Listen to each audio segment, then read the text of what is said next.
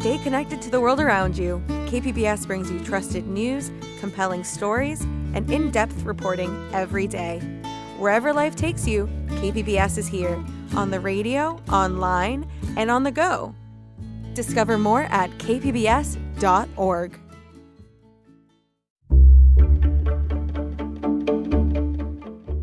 Good morning, I'm Lawrence K. Jackson. It's Wednesday, January 28th. Some local delegates say that recent action from DHS is a call for concern. More on that next, but first, the headlines.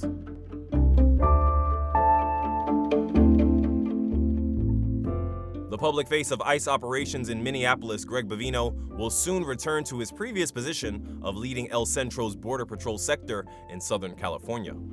Our news partner, KGTV, spoke with Eric Swanson, a retired U.S. Border Patrol agent who worked closely with Bavino while the two were both assistant chiefs in Washington.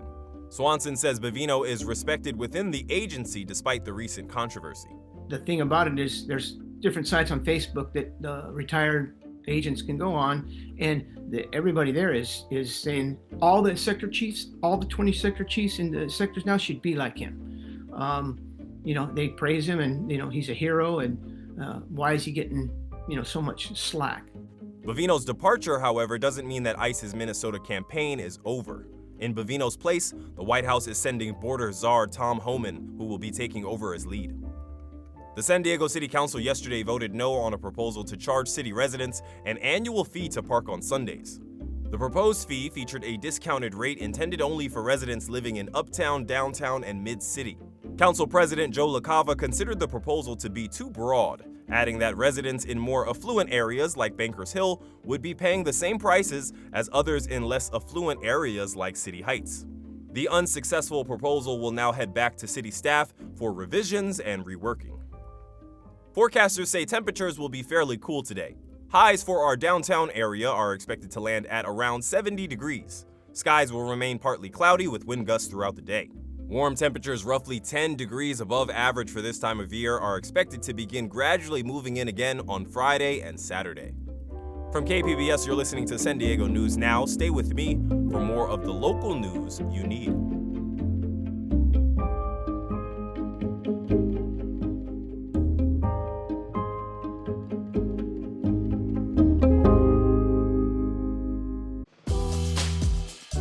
Figuring out the right sport for your kid can feel overwhelming. I'm taking that journey with my son Dorian, exploring different sports and revisiting the fields that I grew up playing. Together, we're searching for the right fit and maybe reconnecting with a few old memories along the way. It's Game Time Decision, a new series from KPBS. Join us at kpbs.org/gametime.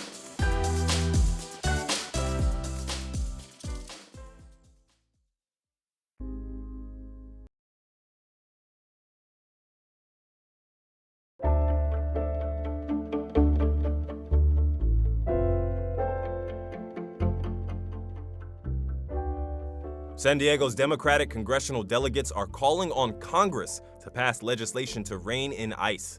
Reporter Alexander Wen tells us they say recent DHS actions show the urgent need. On Tuesday, outside the federal courthouse in downtown San Diego, Representative Sarah Jacobs called ICE a rogue paramilitary force. We need to dismantle and overhaul ICE. They've lost any mandate for immigration enforcement, and they've lost all trust of the American people. She joined San Diego's other congressional Democrats in supporting the Stop Excessive Force in Immigration Act. The bill would set a higher standard for DHS use of force and set strict limits on the use of tear gas and flashbangs. Scott Peters introduced the bill last November after violent immigration crackdowns in Southern California. So, what's changed? Representative Juan Vargas says the murder of U.S. citizens. Murder has changed. I mean, it's fascinating to me how things have changed. Even if you look at the administration right now, they really are backtracking because they're telling us not to trust our eyes. They're telling us, don't believe what you see. The Senate has to pass a federal funding bill by Friday to avoid a partial shutdown. The local Democratic congressional delegation says the issue is worth shutting down the government. Alexander Wen, KPBS News.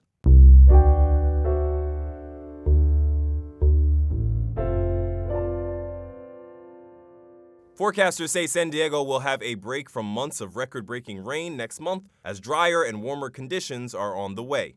Environment reporter Tammy Murga has more on what this means for wildfires. From CAL FIRE San Diego headquarters in El Cajon, Fire Captain Mike Cornett looked at the mountaintops peeking over the building. We're seeing a lot of green grass on our hillsides and new growth on our vegetation. Cornett says all of that moisture makes wildfires less likely to ignite. We want to try to keep that fuel moisture up as high as we can going into the summer, because the drier the fuel gets throughout the summer is typically when we start seeing the larger wildland fires. The wet period during the holidays made all the difference. Since October, San Diego County has received rain totals nearly double what it gets on average by this time. But the National Weather Service predicts a dry stretch of weather for the county into February and the foreseeable future. Cornett says if there aren't many Santa Ana winds, the recent rainfall lessens the threat of wildfires. Tammy Murga, KPBS News. There's a renewed effort to suspend parking fees in Balboa Park for San Diego residents. Metro reporter Andrew Bowen says the move would worsen the city's budget deficit. Since the start of paid parking in Balboa Park on January 5th, there's been a significant backlash. Museums say attendance is down, pay stations have been vandalized, and residents have complained about confusion with the online portal where they can purchase parking passes. Council President Joe LaCava is proposing suspending the parking fees for city residents, while fees for non-residents would still apply. LaCava acknowledged the change would mean less revenue for city services. In the next few weeks, we will be discussing mid-year adjustments to keep us on track for a balanced budget. The cuts that will be announced soon will have to be deeper with a reduction in revenue if this proposal is ratified. Later on Tuesday, the full city council retreated on another parking policy change, charging at certain meters on Sundays.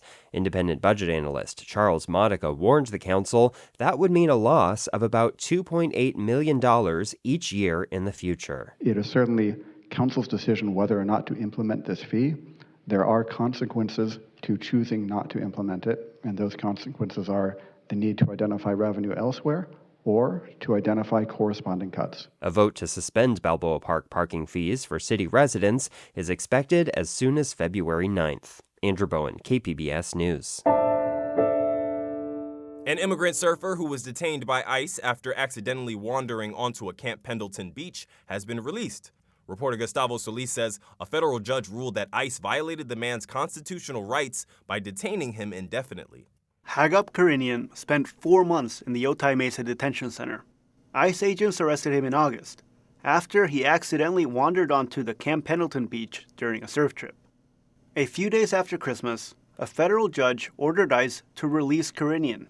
The judge said ICE had violated his due process rights. Karinian says life in the detention center was depressing. Terrible food, men constantly crying, and lack of sunlight. It's hard to get sun. I mean, the only outside you see is a 50-foot by 50-foot square area. His girlfriend, Tambra Sanders Kirk, visited him as often as she could, and she noticed the physical toll of detention. Because he looked really pale when he was in there.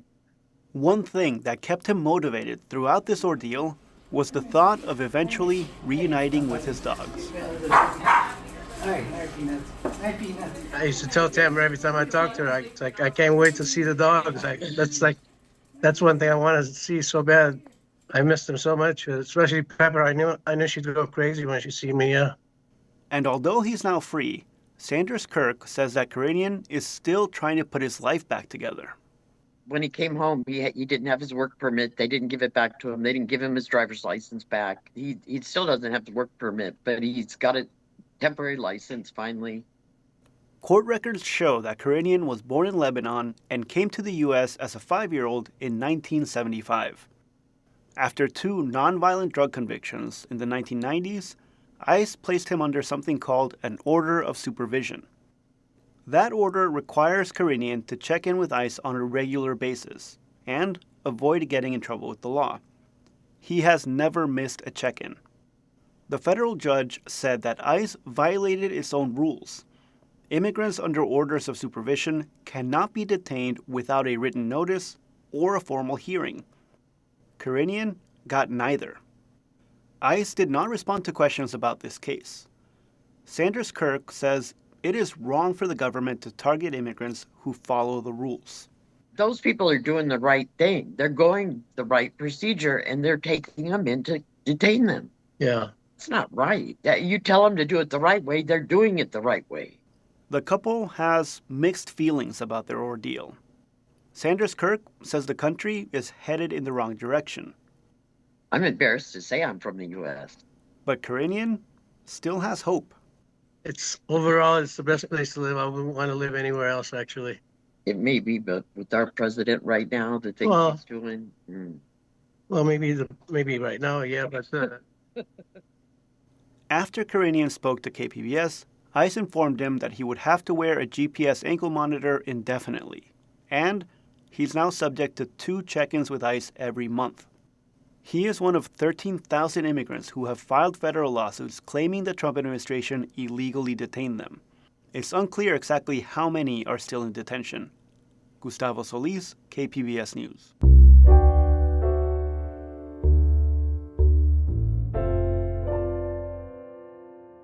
The Museum of Contemporary Art San Diego's director will step down this week after nearly a decade.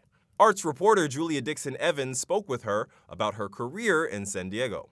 Catherine Canjo became director and CEO of the Museum of Contemporary Art San Diego, the first woman to hold the role, in 2016, just as the museum was entering a major transformation.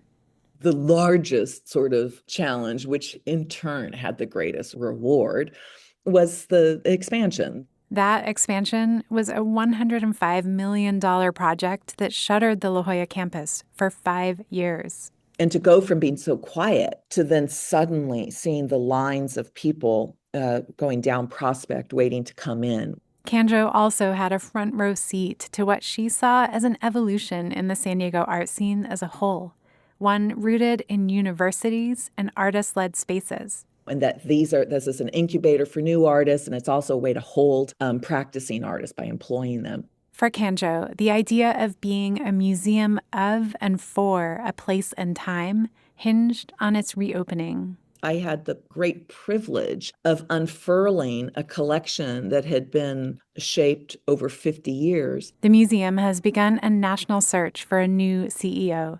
Julia Dixon Evans, KPBS News.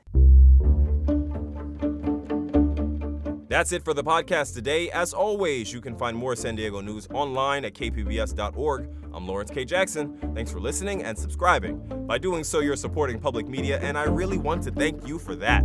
Have a great day.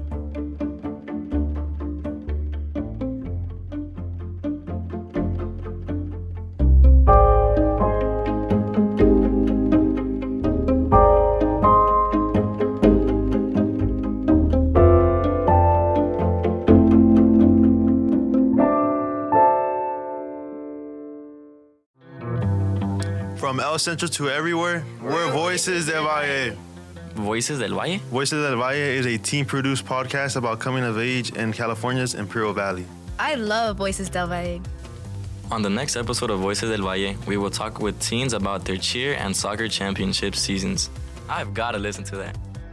Voices del Valle, fresh voices, bold stories made in the valley. Voices del Valle. Find us on KPBS or wherever you get your podcasts.